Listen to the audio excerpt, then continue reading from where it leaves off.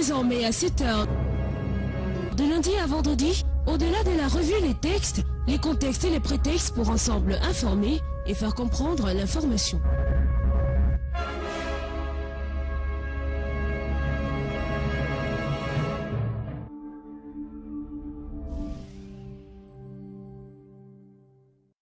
Nous sommes de retour sur le plateau de la matinale après la plage publicitaire avec nos différents partenaires.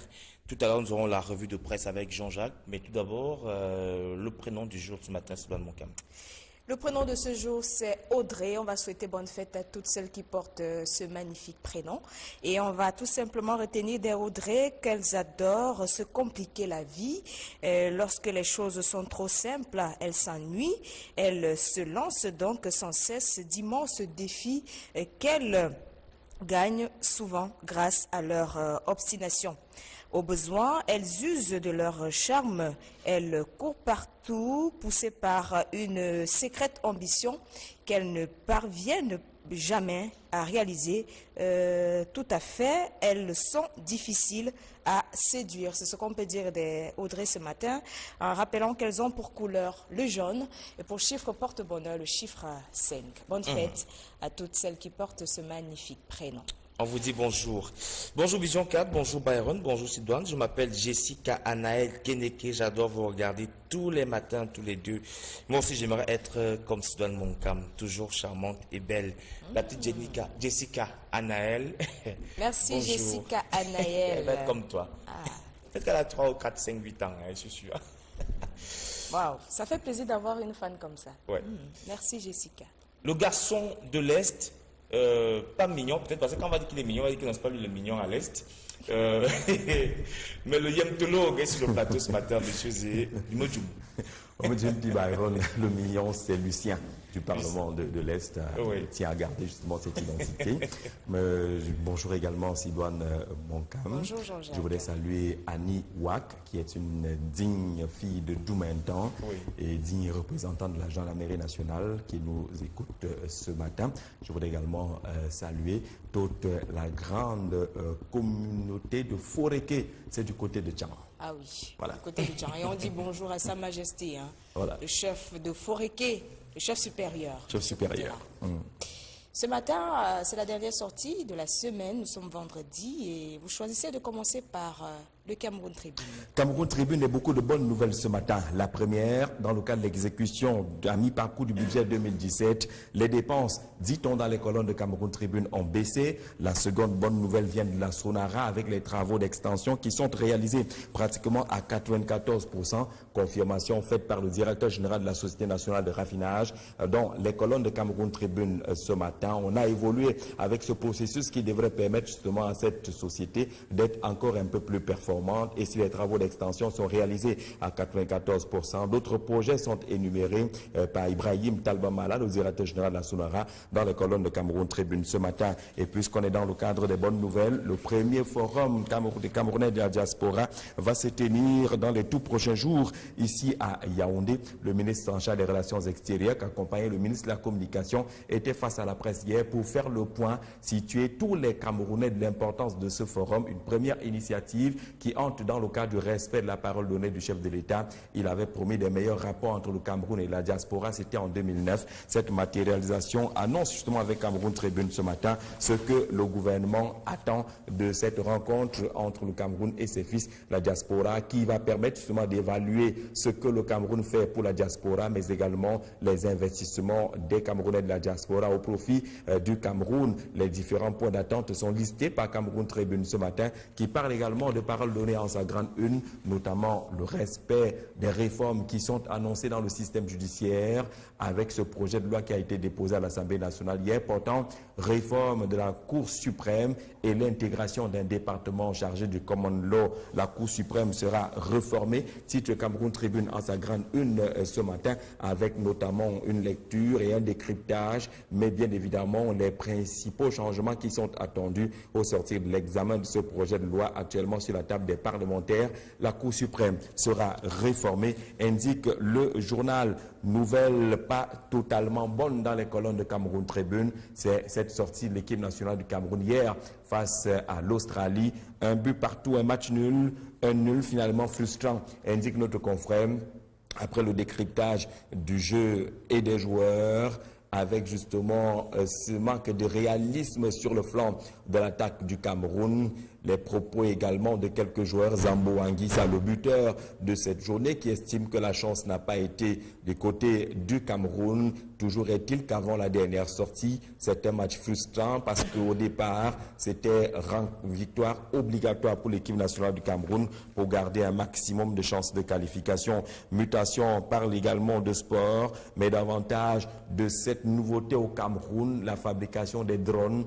On en voit de plus en plus dans notre pays. Au cœur de la fabrication des drones, le journal nous conduit justement auprès d'un groupe de jeunes. Comment un groupe de jeunes start-upers fait preuve d'audace et de génie dans l'univers des nouvelles technologies. Ils sont finalement identifiés, ceux des jeunes Camerounais qui œuvrent et excellent dans la fabrication de ces drones. C'est un dossier en guise de guide que nous propose le quotidien Mutation ce matin. Mutation, on parle également de sujets tels que le conseil d'administration ou la présidence des conseils d'administration et les nominations des ministres contestés, peut-être justement un coup d'épée dans l'eau, un sujet traditionnellement évoqué dans notre pays. Plusieurs ministres sont en même temps PCA et selon la contestation proposée par Mutation ce matin, il s'agit de mettre fin justement à cette situation-là qui ne permet fondamentalement pas à ces conseils d'administration d'être totalement efficaces ou efficients. Et puis une magnifique lecture puisqu'on est à l'entrée du week-end. C'est un dossier que nous propose Mutation et qui part d'ailleurs de patrimoine et qui situe le vin de palme au cœur justement du patrimoine dans notre pays.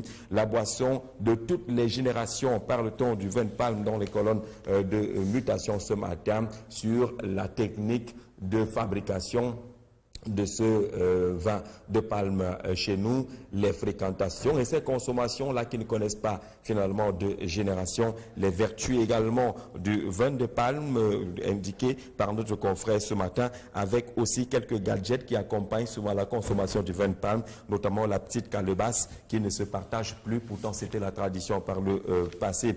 Les journaux, par exemple le quotidien Émergence, parle de ces entreprises et établissements publics. On sait qu'un projet de loi est également passé par le Parlement camerounais et vise à revoir le fonctionnement des entreprises publiques et les établissements publics dans notre pays. Mais le problème est que les caisses ne sont pas toujours respectées. Les pillages des caisses de ces entreprises publiques sont constatés depuis plusieurs années au Cameroun. Finalement, à qui la faute? Question posée à 12 experts qui répondent justement dans les colonnes du quotidien Émergence ce matin, avec peut-être une orientation donnée à partir de la première ou la grande une du quotidien Émergence. Paul Biya serait-il le véritable responsable du pillage des caisses des sociétés de l'État dans notre pays, compte tenu du mode opératoire en matière de nomination, la longévité de quelques responsables justement à la tête de ces structures, l'impunité qui aura également marqué le régime et le rapport entre l'État et les gestionnaires de ces entreprises publiques qui, semblerait-il, ont fini par vider les caisses, tel que l'indique le quotidien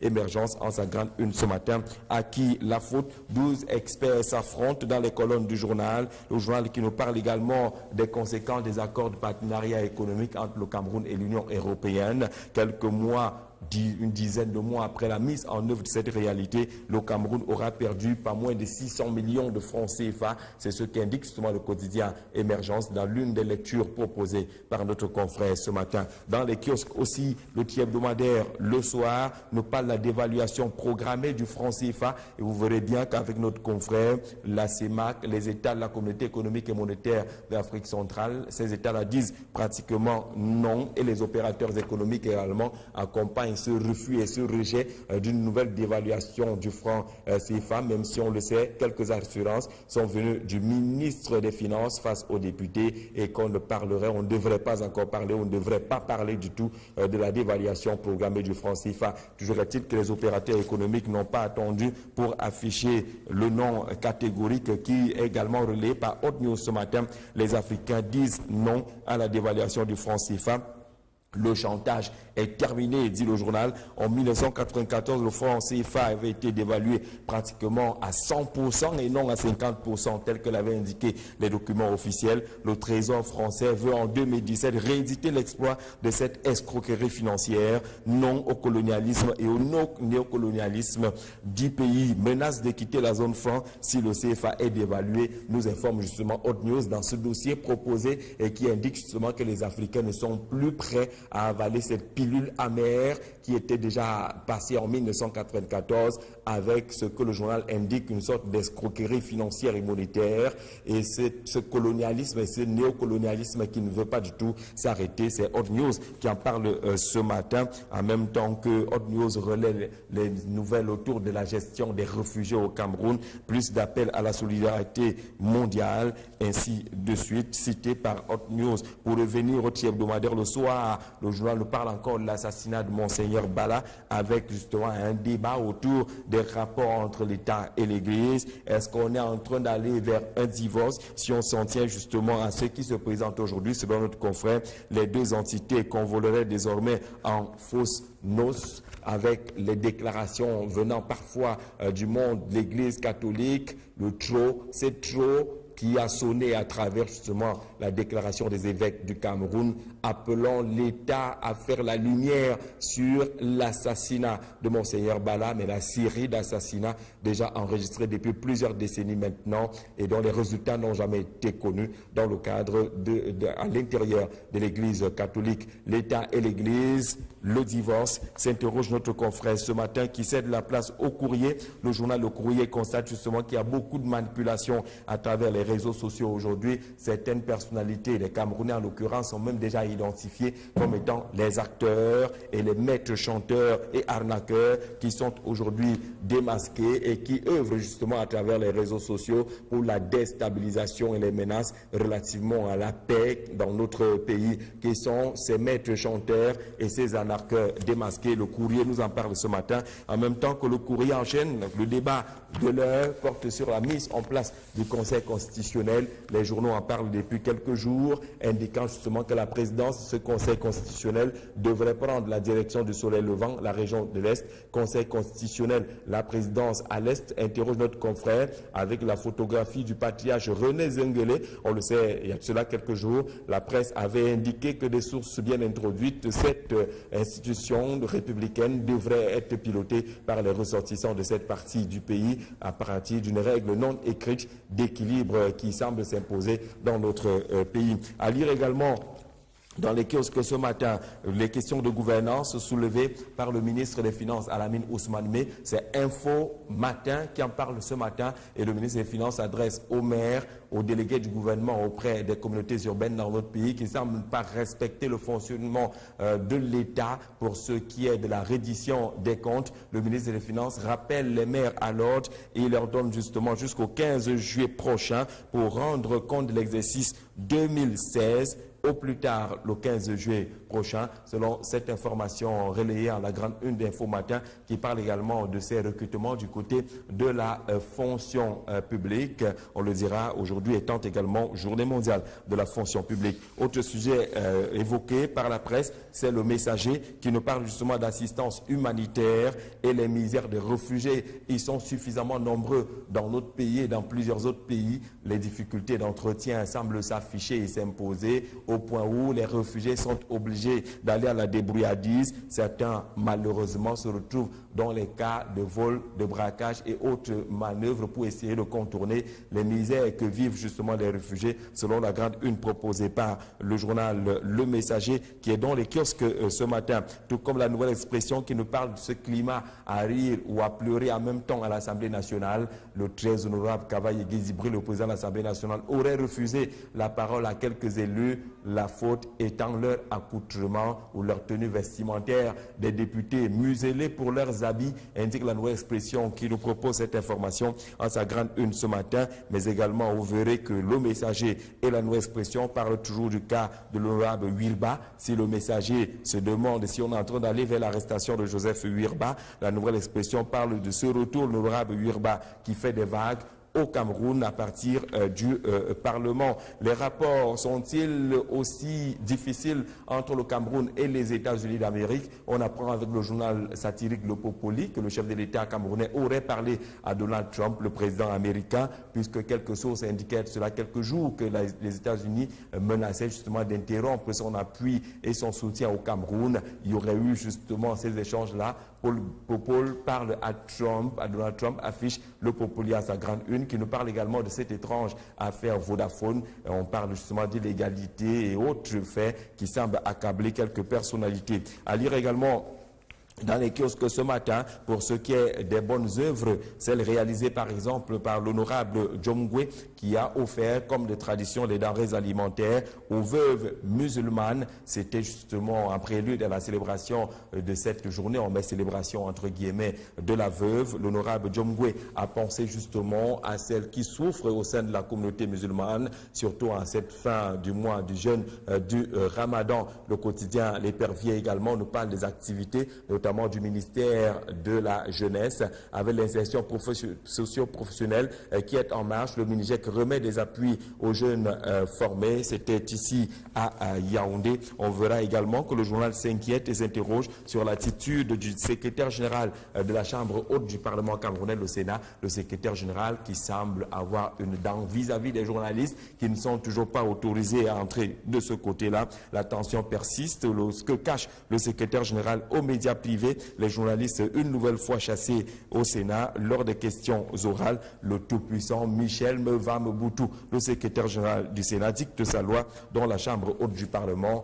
C'est ce qu'indique également le quotidien L'Épervier qui est dans les kiosques ce matin et qui interroge justement cette option choisie par le secrétariat général du Sénat. À découvrir le journal L'Actu qui nous parle des entreprises publiques. Le Conseil économique et social, il y a un mouvement et des changements qui sont annoncés à travers les projets de loi qui ont été soumis à l'attention des parlementaires. Mais l'Actu pose une question de nouvelles lois. Pourquoi faire? S'interroge notre confrère qui pense justement que certaines habitudes ont la peau dure malgré les nouvelles lois. Est-ce que le fonctionnement du Conseil économique et social va changer? Est-ce que les entreprises publiques vont mieux fonctionner dans notre pays? Et puis, puisqu'on est tous des agriculteurs, la Voix du paysan nous parle ce matin de la campagne agricole 2017 avec un accent mis sur le sorgho. Le Nord mise sur le sorgho avec des variétés qui sont conseillées par la recherche, avec l'état de la production, la récolte et le stockage, le compte d'exploitation sur 1000 mètres carrés à découvrir également, mais également dans le cadre du courrier. Pourquoi les produits importés restent en vente dans notre pays? C'est une réflexion qui est proposée par la Voix du paysan qui est dans les kiosques ce matin. Monsieur Bonjour, merci pour cette lecture des unes proposées ce matin avec le concours de nos amis de la presse écrite. Alors, c'est également l'instant toujours très attendu par nos chers téléspectateurs. On va commencer par la toute première préoccupation, c'est dans mon cas. La toute première, on va parler justement de cette journée mondiale de la fonction publique qui se célèbre ce jour. L'occasion nous est donc donnée de nous interroger, Jean-Jacques, sur la qualité du service rendu dans nos administrations publiques. Est-ce que les usagers sont toujours satisfaits? Vous verrez que si vous posez la question aux usagers, ils répondront de façon, il y aura des oui et des non. Il y aura certainement majoritairement de non. Parce que l'administration publique au Cameroun part de très loin, il faut le dire. Il y a des réformes qui sont en marche aujourd'hui. Il y a une nouvelle génération des responsables qui ont des bien meilleures approches. Mais par le passé, c'était un peu plus compliqué. Les rapports entre les usagers et les administrations publiques, on avait l'impression justement que les populations, les usagers étaient des gueux, venaient forcément demander de l'aide, de l'appui, de la pitance à la limite au niveau des administrations publiques. L'administration publique avait oublié justement qu'elle est au service de ses usagers et il y avait l'impression que les usagers étaient à son service et vous traitez justement comme si vous veniez là parce que vous n'aviez rien à faire, comme si vous étiez pratiquement aux abois, sans savoir justement que la construction d'un pays se passe justement par la normalisation des rapports entre les administrations publiques et les usagers. Les rapports ne doivent pas être conflictuels. Il n'y a pas de raison que les rapports soient conflictuels. Les portes de l'administration publique doivent être des portes ouvertes. Les oreilles là-bas doivent être les oreilles faites pour écouter et trouver des solutions. Les rapports doivent être ceux-là et non justement les gens qui vous regardent forcément à la tenue, à la coiffure, à l'origine ethnique, à l'origine régionale. Ils vous regardent de haut et en se disant justement que nous sommes les princes. On a eu la chance divine d'être là où nous sommes et vous, vous êtes de l'autre côté. Vous avez toujours besoin de vous mettre à genoux lorsque vous venez vous adresser à nous. À partir de ce niveau-là, on n'a rien compris de l'administration publique. L'administration publique est au service du public et des publics et doit se mettre justement au service. Vous savez que lorsqu'on est au service, on a le devoir de courtoisie, on a le devoir de patience, parce que les problèmes sont divers. Et si les gens viennent vous voir, c'est parce qu'il y a des problèmes. Et ils ont des problèmes parce qu'il y a des fautes à l'origine. Et ces fautes qui sont imputées à l'administration publique toujours. Si vous voyez les milliers d'enseignants qui se bousculent devant les ministères, si vous voyez les milliers de retraités qui se bousculent, c'est parce qu'il y a eu des manquements dans le traitement du dossier à l'origine. Il faut donc comprendre que ces gens sont obligés de revenir vers vous, vous qui avez commis la faute à la base. Et ne viennent pas parce qu'ils s'ennuient, mais parce qu'il y a eu des manquements dans le traitement de leur dossier, ils sont obligés de revenir. Et lorsqu'ils reviennent, vous devez faire profil bas, en reconnaissant justement qu'il ne peut pas avoir 1000 personnes qui ont tort. Ça veut dire que la faute vient certainement de ceux qui ont eu la possibilité d'examiner leur dossier et qui auraient commis plutôt les fautes qui semblent coûter cher finalement à ces usagers qui viennent dans les ministères. Regardez les ministères par exemple qui fonctionnent bien. Les ministères qui fonctionnent bien se caractérisent par des esplanades dégagées. Vous arrivez dans un ministère, il n'y a pas beaucoup de gens.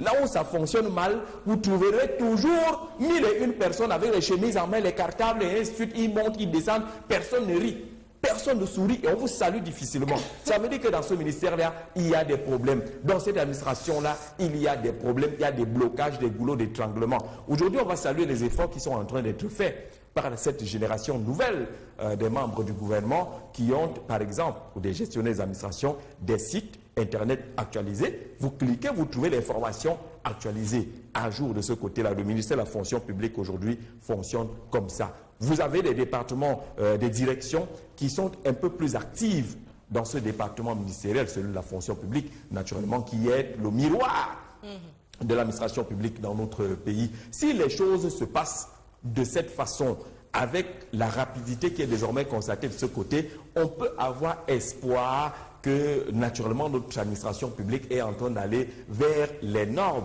vers ce que le président Paul Biya appelle la République exemplaire. Mais elle ne sera pas exemplaire tant qu'on aura encore des gens qui n'ont rien compris de leur rôle, des gens qui n'ont pas compris à quoi ils servent, qui n'ont pas compris que le fonctionnaire est un serviteur, que le ministre est un serviteur, mais ils pensent qu'ils sont là pour qu'ils soient plutôt servis. C'est radicalement le contraire. Et si on va dans ce sens, naturellement, l'administration publique ne sera pas performante dans notre pays. Voilà. Merci, monsieur. Alors, on dit chez nous les Bantous que si vous sentez une mauvaise odeur autour de vous, c'est qu'il y a du pourri. Depuis quelques jours, les journaux en parlent, on parle de la dévaluation du franc CFA. Et la plupart, la majorité des Camerounais sont un tout petit peu inquiets. Est-ce que c'est possible que ce tsunami se reproduise, Jean-Jacques? Si oui, quel pourrait être l'impact sur le plan économique au Cameroun?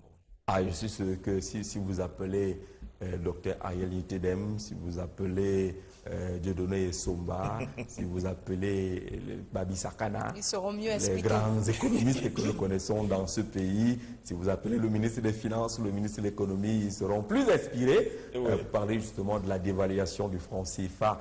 Je voudrais juste dire dans les faits qu'aujourd'hui, tous les opérateurs économiques au Cameroun ne veulent pas entendre parler de cette dévaluation du franc CFA. Les États de la CEMA qui étaient rassemblés au mois de décembre au Cameroun, décembre dernier, avaient déjà dit qu'ils ne souhaitaient pas qu'on replonge encore dans cette dévaluation du franc CFA qui avait déjà fait tant de mal au continent africain depuis 1994. Le souhait de tout Africain, davantage des panafricanistes que nous sommes, c'est qu'on ne parle plus déjà du franc CFA, et davantage de la dévaluation. Si on avait la possibilité d'imposer une monnaie africaine, un langage africain, on souhaiterait que ce soit cela. Mais les rapports aujourd'hui qui sont accrochés à cette duperie à ce colonialisme à travers la monnaie, vous imaginez que tant qu'on est là-dedans, on apprend avec certains journaux qu'il y a au moins 10 pays africains qui disent que si on va vers cette dévaluation, ils vont quitter le franc CFA. Il faut que de plus en plus l'Afrique commence à envisager le retrait du franc CFA et de mettre en place une monnaie africaine qui pourrait aller au combat vers la parité. Tant qu'on n'est pas justement à cette autonomie-là, à cette indépendance, naturellement, on restera toujours dans l'inquiétude, dans l'expectative. On sera toujours soumis à ce diktat de ceux qui gèrent notre monnaie. Parce que vous le savez certainement, notre monnaie n'est pas gérée par nous. Elle est gérée par ceux-là qui tiennent, comme on dit, les maillons de la bourse. Et naturellement, on ne peut être que des esclaves. Notre opinion, c'est que cela n'arrive pas. Notre opinion, c'est que cela n'arrive plus jamais. Notre opinion serait qu'on souhaite, en tout cas est celle de souhaiter que l'Afrique puisse avoir une autonomie monétaire ou financière. Donc on ne peut pas, sur le plan technique, nous ici, répondre du est-ce possible ou du est-ce que ce n'est pas possible du tout. Nous, on peut dire que vraiment, l'affaire là est bien compliquée, on en a déjà trop souffert. Si on peut éviter tout cela, il est temps que l'Afrique s'exprime, que l'Union africaine s'exprime, que les pays africains s'expriment, qui montrent qu'il y a une certaine solidarité derrière cette question qui ne peut pas être profitable au continent africain. On a là l'occasion de montrer qu'on est soudés, solide et qu'on est fort, parce que les pays africains, le continent africain est riche, mais faible à partir de sa mentalité, parce que vous verrez justement qu'au moment où le débat est ouvert et qu'on attend justement une certaine convergence de vues des pays africains, il y aura les petits malins qui vont aller s'acoquiner avec naturellement l'Occident, pour vous dire que bon, ben, c'est pas aussi grave que ça. Si le Cameroun n'en veut pas, nous on va y aller. Ça nous permet de maintenir des bons rapports avec tel ou tel. On va retrouver des égoïsmes de cette nature parce que nos pays africains sont caractérisés également par l'égoïsme. Même les plus petits pays chez nous, une fois qu'ils ont découvert le bois ou le pétrole, pensent aujourd'hui pouvoir parler plus fort. Il nous manque de la solidarité, il nous manque une force dans la prise de position. Nous sommes un continent et un continent doit pouvoir parler en tant que tel. Refuser par exemple les sommets qu'on entend aujourd'hui, France-Afrique, c'est-à-dire que vous avez tout un pays, un seul pays face à tout un continent. Ce n'est pas possible.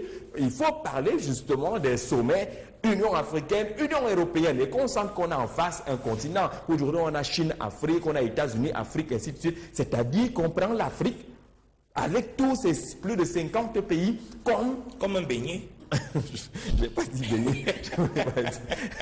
Voilà, il faut plus de respect. Et on le dit souvent tous les jours ici, c'est la patate qui a accepté d'être mangée crue. Si les pays africains sont allés se faire bouffer comme ils se font bouffer naturellement, les autres qui sont, vous le savez, boulimiques, qui veulent tout manger, ils vont continuer à nous avaler de cette façon-là. Mais si les pays africains se mettent ensemble, protègent nos leaders, protègent nos valeurs, parce que vous savez qu'on a perdu ces dernières années ceux des leaders qui portaient un peu fort le message du continent africain, ils ont tous été liquidés avec les complicités de certains pays africains. Tant qu'on n'est pas soudés, on est fort et qu'on se dise que voilà ceux qui doivent parler en notre nom parce qu'ils ont la capacité de le faire, et bien évidemment, on va nous imposer des couleuvres qu'on sera malheureusement obligé d'avaler. Pour le moment, les opérateurs économiques camerounais, l'État du Cameroun, les pays de la CEMAC, personne n'est favorable à la dévaluation. Il faut maintenant que la fronde, que le mur soit solide, que les autres n'acceptent pas, ne franchissent pas pour nous imposer justement cette pilule amère.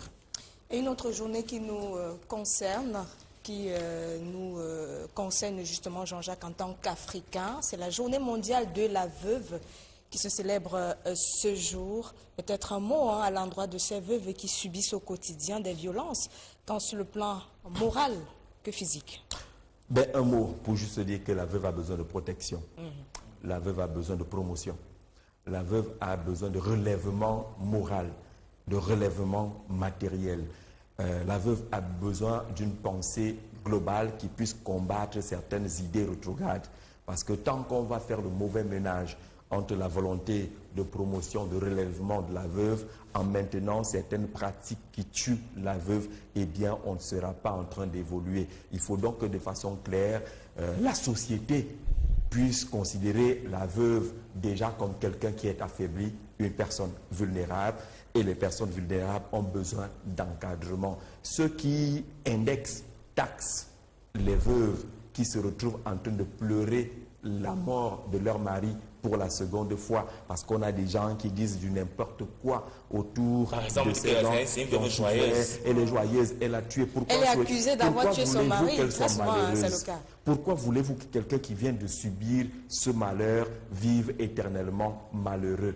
Personne ne souhaite le malheur à autrui. Pourquoi va-t-on souhaiter le malheur à une veuve? Ce n'est pas possible du tout. Et vous voyez justement que ceux qui viennent parler sont ceux qui n'étaient pas là lorsqu'elle accompagnait son époux dans tous les hôpitaux à travers le monde, lorsqu'elle était obligée de vendre lit, matelas, assiette et cuillère pour essayer de sauver son mari, lorsqu'il fallait faire aussi ou ça faire des sacrifices énormes, des nuits blanches, des semaines pratiquement sans sommeil, tout cela n'était pas là. Mais lorsque le coup fatal arrive, on commence à venir tout arracher pour tout organiser et traiter la veuve de sorcière, ainsi de suite, ainsi de suite. Je pense qu'on n'a pas pourquoi c'est seulement du tout. côté de la veuve? Les hommes également sont... Les veuves ont un peu plus de chance, peut-être parce que ce sont les messieurs et que les veuves ont plus de chance. Les veuves ont un peu plus de chance. Voilà. Parce que peut-être ce sont les hommes, ainsi de suite, ils peuvent se débrouiller. On ne leur dit pas n'importe quoi parce qu'ils ont d'abord le coup de poing, ainsi de suite. Ils sont plus protégés par les lois dans notre pays. Ils sont plus protégés par l'environnement et la société dans notre pays au point où, malheureusement, eux, ils sont parfois souvent protégés et les veuves subissent naturellement. Je voudrais saluer en tout cas toutes les veuves courageuses de ce pays. Elles ont besoin de courage et c'est nous qui devons les aider à avoir tout ce courage-là. Il y a une que vous avez invitée, je suis très fier de voir Maman Nokam qui est avec nous et qui sera avec vous sur ce plateau certainement pour mieux parler de la situation de la veuve au Cameroun. Alors puisque maman est là, et je crois qu'elle sera d'accord avec nous qu'aujourd'hui on a des jeunes filles de 13, 12, 13, 14 ans qui connaissent déjà des hommes, des jeunes garçons de 13, 14, 15 ans en montant qui ont déjà des rapports. Hier au journal de 20h, vous avez diffusé un élément sur cette séance de travail qu'a eu le ministre de la Santé parlant des personnes vivant avec le VIH. Ils sont pratiquement plus de 300 000 au Cameroun qui prennent leur antirétroviraux. Qu'est-ce qu'on pourrait faire pour mieux sensibiliser les jeunes? Parce que la propagation va de plus en plus vite avec ces adolescents qui pensent qu'ils sont encore tout petits.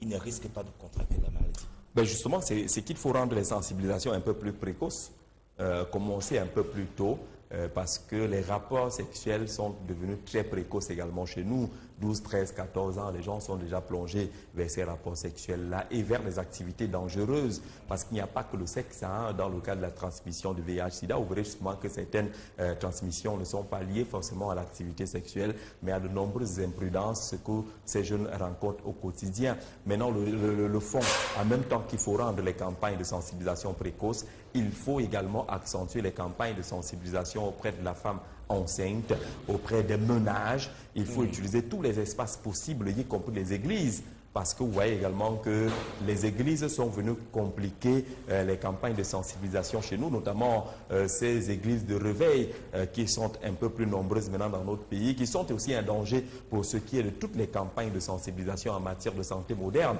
Parce qu'on vous dira justement que Dieu protège, Dieu soigne, n'allez pas à ci, n'allez pas à ça. Il y a un danger justement au niveau de ces églises-là et je pense que les pouvoirs publics ne devraient plus laisser prospérer le genre de discours et de dialogue qui se tiennent justement dans ces églises qui sont néfastes pour la compréhension des campagnes de sensibilisation qui sont menées aujourd'hui. On aura certainement l'occasion au mois de décembre de parler davantage justement de la lutte contre le sida. Merci monsieur d'être passé sur le plateau de la matinale et on vous souhaite de passer une très bonne fin de semaine. Quelque chose de prévu pour le week-end, Jean-Jacques? Oui, le week-end, on va accompagner des amis qui vont convoler en juste noces. Ouais. Et naturellement, on ira s'amuser au Parlement de l'Est. Toujours. C'est une tradition. Et je dirais merci encore à Pat Fashion. Je lui souhaite un très bon week-end aussi. Voilà. Heureux mariage à tous ceux qui vont se dire oui ce week-end, parce que c'est aussi ça la vie. Hein. Beaucoup d'amour surtout. Voilà. On vous souhaite bonne chance et surtout beaucoup d'enfants. Bon week-end, Jean-Jacques. Très bon week-end. Revenez-nous lundi.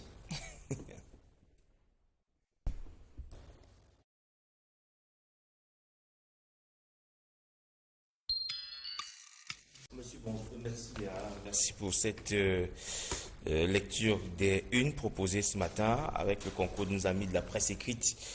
Alors, c'est également l'instant toujours très attendu par nos chers téléspectateurs. On va commencer par La toute première préoccupation, c'est dans mon cas. La toute première, on va parler justement de cette journée mondiale de la fonction publique qui se célèbre ce jour. L'occasion nous est donc donnée de nous interroger, Jean-Jacques, sur la qualité du service rendu dans nos administrations publiques. Est-ce que les usagers sont toujours satisfaits? Vous verrez que si vous posez la question aux usagers, ils répondront de façon, il y aura des oui et des non. Il y aura certainement majoritairement de non. Parce que l'administration publique au Cameroun part de très loin, il faut le dire. Il y a des réformes qui sont en marche aujourd'hui. Il y a une nouvelle génération des responsables qui ont de bien meilleures approches. Mais par le passé, c'était un peu plus compliqué. Les rapports entre les usagers et les administrations publiques, on avait l'impression justement que les populations, les usagers étaient des gueux, venaient forcément demander de l'aide, de l'appui, de la pitance à la limite au niveau des administrations publiques. L'administration publique avait oublié justement qu'elle est au service de ses usagers et il y avait l'impression que les usagers étaient à son service et vous traitez justement comme si vous veniez là parce que vous n'aviez rien à faire, comme si vous étiez pratiquement aux abois, sans savoir justement que la construction d'un pays se passe justement par la normalisation des rapports entre les administrations publiques et les usagers. Les rapports ne doivent pas être conflictuels. Il n'y a pas de raison que les rapports soient conflictuels. Les portes de l'administration publique doivent être des portes ouvertes. Les oreilles là-bas doivent être les oreilles faites pour écouter et trouver des solutions. Les rapports doivent être ceux-là et non justement les gens qui vous regardent forcément à la tenue, à la coiffure, à l'origine ethnique, à l'origine régionale. Ils vous regardent de haut et en se disant justement que nous sommes les princes. On a eu la chance divine d'être là où nous sommes et vous, vous êtes de l'autre côté. Vous avez toujours besoin de vous mettre à genoux lorsque vous venez vous adresser à nous. À partir de ce niveau-là, on n'a rien compris de l'administration publique. L'administration publique est au service du public et des publics et doit se mettre justement au service. Vous savez que lorsqu'on est au service, on a le devoir de courtoisie, on a le devoir de patience, parce que les problèmes sont divers. Et si les gens viennent vous voir, c'est parce qu'il y a des problèmes. Ils ont des problèmes parce qu'il y a des fautes à l'origine. Et ces fautes qui sont imputées à l'administration publique toujours. Si vous voyez les milliers d'enseignants qui se bousculent devant les ministères, si vous voyez les milliers de retraités qui se bousculent, c'est parce qu'il y a eu des manquements dans le traitement du dossier à l'origine. Il faut donc comprendre que ces gens sont obligés de revenir vers vous, vous qui avez commis la faute à la base. Ils ne viennent pas parce qu'ils s'ennuient, mais parce qu'il y a eu des manquements dans le traitement de leur dossier. Ils sont obligés de revenir. Et lorsqu'ils reviennent, vous devez faire profil bas, en reconnaissant justement qu'il ne peut pas avoir 1000 personnes qui ont tort. Ça veut dire que la faute vient certainement de ceux qui ont eu la possibilité d'examiner leur dossier et qui auraient commis plutôt les fautes qui semblent coûter cher finalement à ces usagers qui viennent dans les ministères. Regardez les ministères par exemple qui fonctionnent bien. Les ministères qui fonctionnent bien se caractérisent par des esplanades dégagées. Vous arrivez dans un ministère, il n'y a pas beaucoup de gens. Là où ça fonctionne mal, vous trouverez toujours 1001 personnes avec les chemises en main, les cartables, et ainsi de suite. Ils montent, ils descendent, personne ne rit, personne ne sourit et on vous salue difficilement. Ça veut dire que dans ce ministère-là, il y a des problèmes. Dans cette administration-là, il y a des problèmes, il y a des blocages, des goulots d'étranglement. Aujourd'hui, on va saluer les efforts qui sont en train d'être faits par cette génération nouvelle des membres du gouvernement qui ont, par exemple, ou des gestionnaires d'administration, des sites Internet actualisés. Vous cliquez, vous trouvez l'information actualisée à jour de ce côté-là. Le ministère de la fonction publique aujourd'hui fonctionne comme ça. Vous avez des départements, des directions qui sont un peu plus actives dans ce département ministériel, celui de la fonction publique, naturellement, qui est le miroir. Aujourd'hui étant également journée mondiale de la fonction publique. Autre sujet évoqué par la presse, c'est le messager qui nous parle justement d'assistance humanitaire et les misères des réfugiés. Ils sont suffisamment nombreux dans notre pays et dans plusieurs autres pays. Les difficultés d'entretien semblent s'afficher et s'imposer au point où les réfugiés sont obligés d'aller à la débrouillardise. Certains, malheureusement, se retrouvent dans les cas de vol, de braquage et autres manœuvres pour essayer de contourner les misères que vivent justement les réfugiés, selon la grande une proposée par le journal Le Messager, qui est dans les kiosques ce matin, tout comme la nouvelle expression qui nous parle de ce climat à rire ou à pleurer en même temps à l'Assemblée nationale. Le très honorable Kavaye Gezibri, le président de l'Assemblée nationale, aurait refusé la parole à quelques élus, la faute étant leur accoutrement ou leur tenue vestimentaire. Des députés muselés pour leurs habits, indique la nouvelle expression qui nous propose cette information en sa grande une ce matin, mais également vous verrez que Le Messager et la nouvelle expression parlent toujours du cas de l'honorable Wirba. Si Le Messager se demande si on est en train d'aller vers l'arrestation de Joseph Wirba, la nouvelle expression parle de ce retour de l'honorable Wirba qui fait des vagues au Cameroun à partir du Parlement. Les rapports sont-ils aussi difficiles entre le Cameroun et les États-Unis d'Amérique? On apprend avec le journal satirique Le Popoli que le chef de l'État camerounais aurait parlé à Donald Trump, le président américain, puisque quelques sources indiquaient cela quelques jours que les États-Unis menaçaient justement d'interrompre son appui et son soutien au Cameroun. Il y aurait eu justement ces échanges-là. Paul parle à Donald Trump, affiche Le Popoli à sa grande une, qui nous parle également de cette étrange affaire Vodafone. On parle justement d'illégalité et autres faits qui semblent accabler quelques personnalités. À lire également dans les kiosques ce matin, pour ce qui est des bonnes œuvres, celles réalisées par exemple par l'honorable Djongwe, qui a offert comme de tradition les denrées alimentaires aux veuves musulmanes. C'était justement un prélude à la célébration de cette journée, on met célébration entre guillemets de la veuve. L'honorable Djongwe a pensé justement à celles qui souffrent au sein de la communauté musulmane, surtout en cette fin du mois du jeûne du Ramadan. Le quotidien L'Épervier également nous parle des activités, notamment du ministère de la Jeunesse, avec l'insertion socio-professionnelle qui est en marche. Le MINIGEC remet des appuis aux jeunes formés. C'était ici à Yaoundé. On verra également que le journal s'inquiète et s'interroge sur l'attitude du secrétaire général de la Chambre haute du Parlement camerounais, le Sénat, le secrétaire général qui semble avoir une dent vis-à-vis des journalistes qui ne sont toujours pas autorisés à entrer de ce côté-là. La tension persiste. Ce que cache le secrétaire général aux médias privés, les journalistes une nouvelle fois chassés au Sénat lors des questions orales. Le tout-puissant Michel Meva-Mobutu, le secrétaire général du Sénat, dicte sa loi dans la Chambre haute du Parlement. C'est ce qu'indique également le quotidien L'Épervier qui est dans les kiosques ce matin et qui interroge justement cette option choisie par le secrétariat général du Sénat. À découvrir le journal L'Actu qui nous parle des entreprises publiques. Le Conseil économique et social, il y a un mouvement et des changements qui sont annoncés à travers les projets de loi qui ont été soumis à l'attention des parlementaires. Mais l'Actu pose une question de nouvelles lois. Pourquoi faire? S'interroge notre confrère qui pense justement que certaines habitudes ont la peau dure malgré les nouvelles lois. Est-ce que le fonctionnement du Conseil économique et social va changer? Est-ce que les entreprises publiques vont mieux fonctionner dans notre pays? Et puis, puisqu'on est tous des agriculteurs, la Voix du paysan nous parle ce matin de la campagne agricole 2017 avec un accent mis sur le sorgho. Le Nord mise sur le sorgho avec des variétés qui sont conseillées par la recherche, avec l'état de la production, la récolte et le stockage, le compte d'exploitation sur 1000 mètres carrés à découvrir également, mais également dans le cadre du courrier. Pourquoi les produits importés restent en vente dans notre pays? C'est une réflexion qui est proposée par la Voix du paysan qui est dans les kiosques ce matin.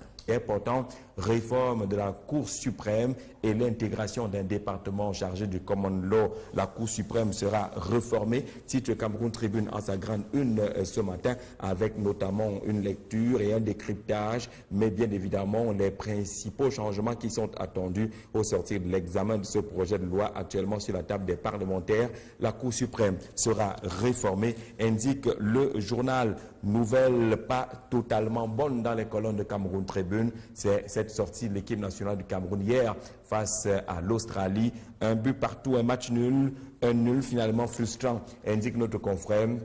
Après le décryptage du jeu et des joueurs, avec justement ce manque de réalisme sur le flanc de l'attaque du Cameroun, les propos également de quelques joueurs, Zambo Anguissa, le buteur de cette journée, qui estime que la chance n'a pas été du côté du Cameroun, Toujours est-il qu'avant la dernière sortie, c'était un match frustrant parce qu'au départ, c'était victoire obligatoire pour l'équipe nationale du Cameroun pour garder un maximum de chances de qualification. Mutation parle également de sport, mais davantage de cette nouveauté au Cameroun, la fabrication des drones.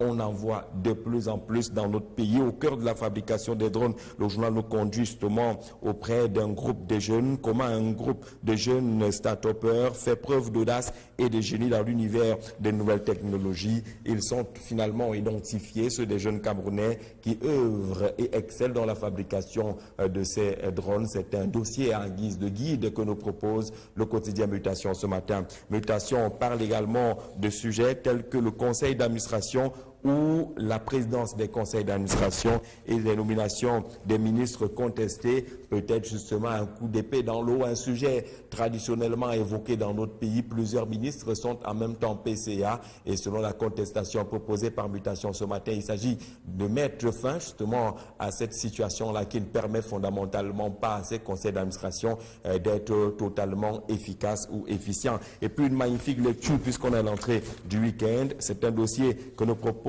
Mutation et qui part d'ailleurs de patrimoine et qui situe le vin de palme au cœur justement du patrimoine dans notre pays. La boisson de toutes les générations, parle-t-on du vin de palme dans les colonnes de Mutation ce matin sur la technique de fabrication de ce vin de palme chez nous, les fréquentations et ces consommations-là qui ne connaissent pas finalement de génération, les vertus également du vin de palme indiqué par notre confrère ce matin, avec aussi quelques gadgets qui accompagnent souvent la consommation du vin de palme, notamment la petite calebasse qui ne se partage plus, pourtant c'était la tradition par le passé. Les journaux, par exemple le quotidien Émergence, parle de ces entreprises et établissements publics. On sait qu'un projet de loi est également passé par le Parlement camerounais et vise à revoir le fonctionnement des entreprises publiques et les établissements publics dans notre pays. Mais le problème est que les caisses ne sont pas toujours respectées. Les pillages des caisses de ces entreprises publiques sont constatés depuis plusieurs années au Cameroun. Finalement, à qui la faute? Question posée à 12 experts qui répondent justement dans les colonnes du quotidien Émergence ce matin, avec peut-être une orientation donnée à partir de la première ou la grande une du quotidien Émergence. Paul Biya serait-il le véritable responsable du pillage des caisses des sociétés de l'État dans notre pays, compte tenu du mode opératoire en matière de nomination, la longévité de quelques responsables justement à la tête de ces structures, l'impunité qui aura également marqué le régime et le rapport entre l'État et les gestionnaires de ces entreprises publiques qui, semblerait-il, ont fini par vider les caisses, tel que l'indique le quotidien Émergence en sa grande une ce matin. À qui la faute? 12 experts s'affrontent dans les colonnes du journal, le journal qui nous parle également des conséquences des accords de partenariat économique entre le Cameroun et l'Union européenne. Quelques mois, une dizaine de mois après la mise en œuvre de cette réalité, le Cameroun aura perdu pas moins de 600 millions de francs CFA. C'est ce qu'indique justement le quotidien Émergence dans l'une des lectures proposées par notre confrère ce matin dans les kiosques. Désormais à 7 h, de lundi à vendredi, au-delà de la revue Les Textes, les contextes et les prétextes pour ensemble informer et faire comprendre l'information.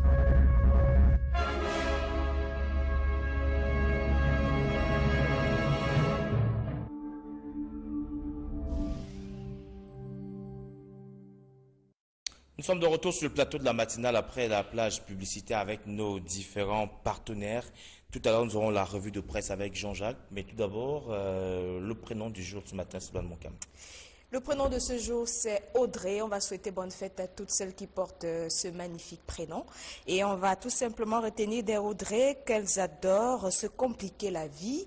Lorsque les choses sont trop simples, elles s'ennuient. Elles se lancent donc sans cesse d'immenses défis qu'elles gagnent souvent grâce à leur obstination. Au besoin, elles usent de leur charme, elles courent partout, poussées par une secrète ambition qu'elles ne parviennent jamais à réaliser. Tout à fait, elles sont difficiles à séduire. C'est ce qu'on peut dire des Audrey ce matin, en rappelant qu'elles ont pour couleur le jaune et pour chiffre porte-bonheur le chiffre 5. Bonne fête à toutes celles qui portent ce magnifique prénom. On vous dit bonjour. Bonjour Vision 4, bonjour Byron, bonjour Sidouane. Je m'appelle Jessica Anaël Keneke. J'adore vous regarder tous les matins, tous les deux. Moi aussi, j'aimerais être comme Sidouane Moncam, toujours charmante et belle. La petite Jessica Anaël. Merci Bonjour. Jessica Anaël. Elle va être comme toi. Peut-être qu'elle a 3 ou 4, 5, 8 ans, je suis sûr. Waouh, ça fait plaisir d'avoir une fan comme ça. Ouais. Merci Jessica. Le garçon de l'Est, pas mignon, peut-être parce que quand on va dire qu'il est mignon, on va dire qu'il n'est pas lui le mignon à l'Est. Mais le Yemtolo est sur le plateau ce matin, monsieur Zé. On me dit Byron, le mignon, c'est Lucien du Parlement de l'Est. Oui. Il tient à garder justement cette identité.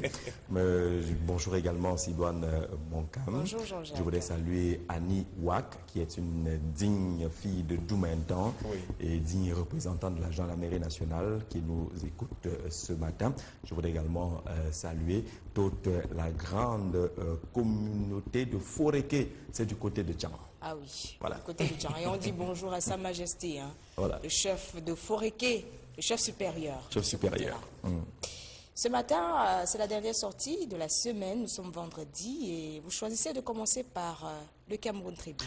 Cameroun Tribune et beaucoup de bonnes nouvelles ce matin. La première, dans le cadre de l'exécution à mi-parcours du budget 2017, les dépenses, dit-on dans les colonnes de Cameroun Tribune, ont baissé. La seconde bonne nouvelle vient de la Sonara avec les travaux d'extension qui sont réalisés pratiquement à 94%. Confirmation faite par le directeur général de la Société nationale de raffinage dans les colonnes de Cameroun Tribune ce matin. On a évolué avec ce processus qui devrait permettre justement à cette société d'être encore un peu plus performante.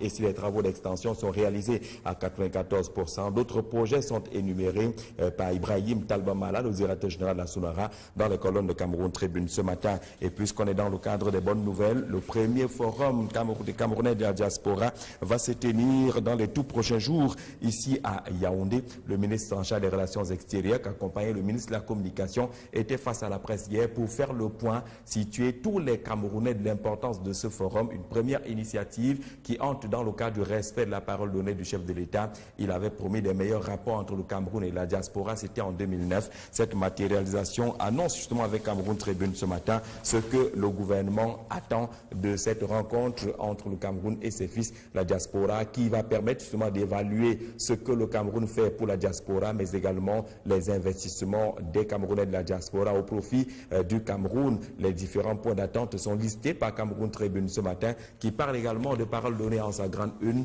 notamment le respect des réformes qui sont annoncées dans le système judiciaire avec ce projet de loi qui a été déposé à l'Assemblée nationale. Il y a aussi le hebdomadaire le soir nous parle de la dévaluation programmée du franc CFA et vous verrez bien qu'avec notre confrère, la CEMAC, les États de la Communauté économique et monétaire d'Afrique centrale, ces États-là disent pratiquement non et les opérateurs économiques également accompagnent ce refus et ce rejet d'une nouvelle dévaluation du franc CFA, même si on le sait, quelques assurances sont venues du ministre des Finances face aux députés et qu'on ne parlerait, on ne devrait pas encore parler, on ne devrait pas parler du tout de la dévaluation programmée du franc CFA. Toujours est-il que les opérateurs économiques n'ont pas attendu pour afficher le nom catégorique qui est également relayé par Hot News ce matin. Les Africains disent non à la dévaluation du franc CFA.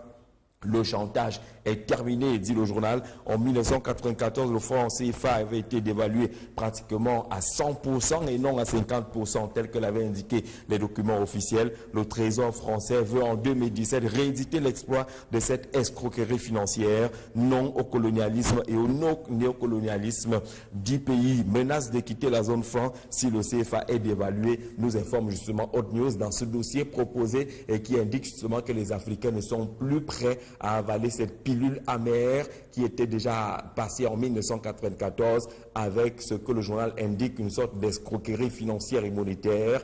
Et c'est ce colonialisme et ce néocolonialisme qui ne veut pas du tout s'arrêter. C'est Hot News qui en parle ce matin, en même temps que Hot News relaie les nouvelles autour de la gestion des réfugiés au Cameroun, plus d'appels à la solidarité mondiale, ainsi de suite, cité par Hot News. Pour revenir au hebdomadaire le soir, le journal nous parle encore également l'assassinat de Monseigneur Bala avec justement un débat autour des rapports entre l'État et l'Église. Est-ce qu'on est en train d'aller vers un divorce si on s'en tient justement à ce qui se présente aujourd'hui? Selon notre confrère, les deux entités convoleraient désormais en fausses noces avec les déclarations venant parfois du monde de l'Église catholique. Le trop, c'est trop, qui a sonné à travers justement la déclaration des évêques du Cameroun, appelant l'État à faire la lumière sur l'assassinat de Monseigneur Bala, mais la série d'assassinats déjà enregistrés depuis plusieurs décennies maintenant et dont les résultats n'ont jamais été connus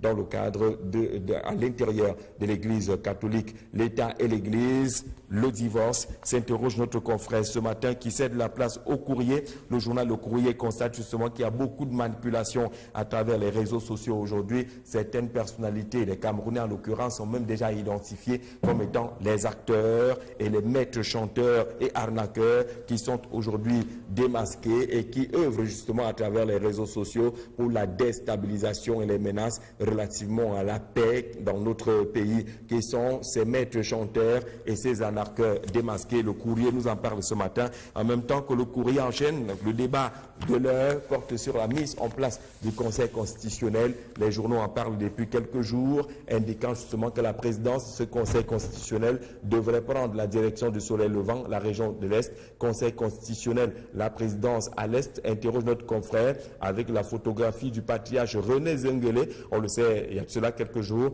la presse avait indiqué que des sources bien introduites, cette institution républicaine devrait être pilotée par les ressortissants de cette partie du pays à partir d'une règle non écrite d'équilibre qui semble s'imposer dans notre pays. À lire également dans les kiosques ce matin, les questions de gouvernance soulevées par le ministre des Finances, Alamine Ousmane Meh. C'est Info Matin qui en parle ce matin et le ministre des Finances adresse aux maires, aux délégués du gouvernement auprès des communautés urbaines dans notre pays qui ne semblent pas respecter le fonctionnement de l'État pour ce qui est de la reddition des comptes. Le ministre des Finances rappelle les maires à l'ordre et il leur donne justement jusqu'au 15 juillet prochain pour rendre compte de l'exercice 2016 au plus tard le 15 juillet prochain, selon cette information relayée en la grande une d'Info Matin qui parle également de ces recrutements du côté de la fonction publique. On le